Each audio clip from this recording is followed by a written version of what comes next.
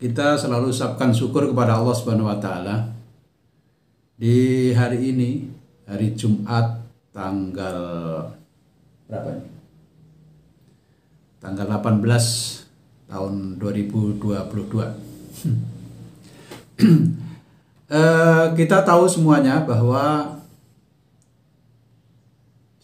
kalian sudah dengar, sudah melihat dari semua yang diposting oleh saudara-saudaramu yang dari PPS ATPM itu, dan sekarang dia membuat badan hukum, ya kan?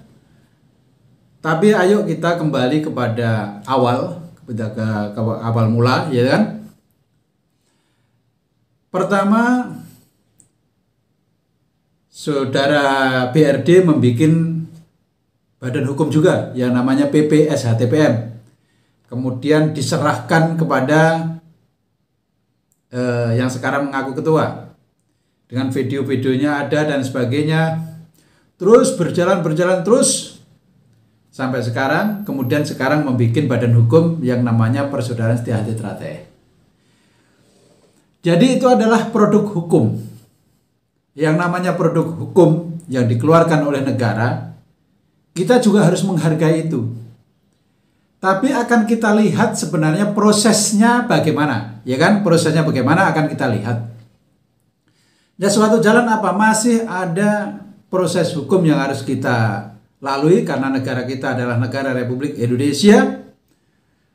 Walaupun bagaimanapun juga masih ada jalan keluar lagi yang kita mengurus tentang hukum yang dikeluarkan itu, nanti endingnya bagaimana. Sedangkan ketika mereka itu salah saja, tidak mau mengakui kesalahan. Nah, sekarang mereka mempunyai dan membuat badan hukum. Suatu contoh, badan hukum yang sudah kita batalkan kan sudah ada. Ya kan? Beberapa badan hukum sudah kita batalkan, sukses.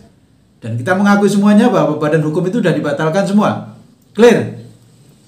Nah, kalau kita sekarang ada timbul badan hukum baru, apakah juga kita bisa menggugat untuk membatalkan badan hukum itu?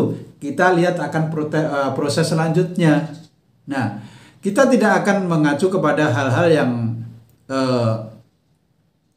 yang krusial, tetapi kita tetap dalam kebenaran, tetap dalam sumpah kita. Yang jelas mereka sibuk tentang organisasi, maka sibuklah tentang ajaran kita. Karena orang SH itu terletak di dalam ajaran, bukan organisasinya. Di sini bukan untuk minabobok, bukan. Kita harus juga seorang profesional, kita juga harus profesional menanggapi sesuatu di dunia ini.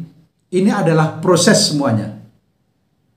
Yang kita ditanyakan kita nanti itu bukan masalah sah dan tidaknya organisasi.